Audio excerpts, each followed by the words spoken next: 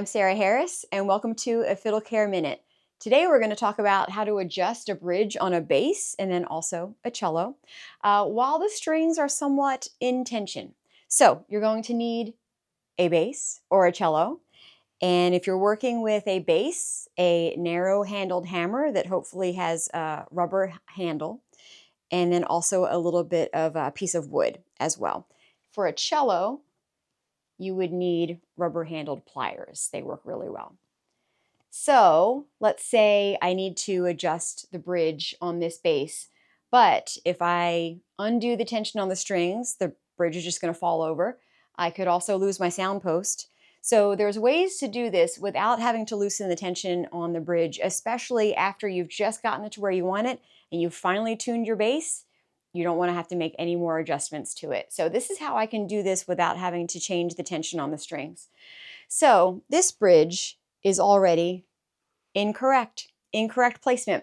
So the bottom foot is lined up with the notch, which isn't right. You want the middle of the foot to line up with the notch. So of course I could try to push this by hand, and being a bass under playing tension, that's going to be really hard to do. And if I give it too much of a shove, the whole bridge might fall down and I have to start over anyway.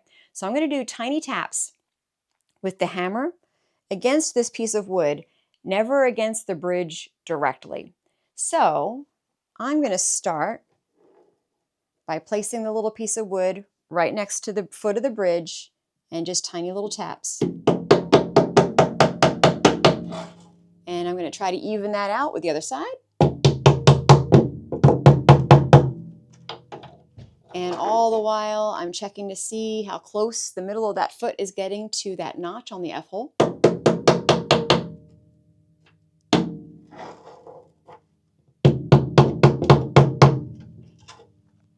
And I like that placement, but I'm not done yet because the angle of the bridge is also incorrect.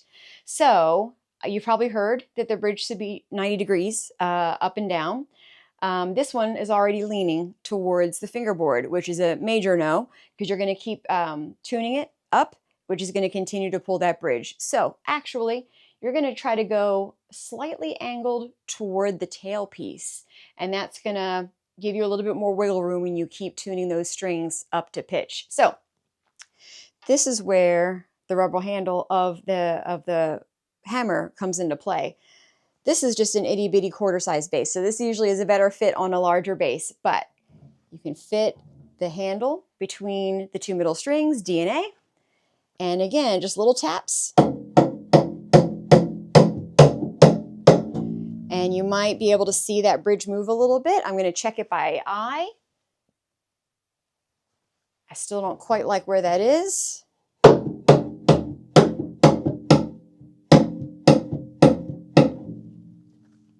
I'm going to check it again. I like the angle, but now this foot has come up a little bit from the bass, which I don't like. So I'm going to put it back just a little bit. And now the feet are flush and they're matching the inner notch of the F hole. So I was able to do all of that without having to completely untune my bass and then tune it back again, because the second I would have done that, it would have pulled the bridge up a little bit. It still needs a little bit of fine tuning, but not large amounts. So my bridge is in the correct spot, it's at the correct angle. I'm ready to play.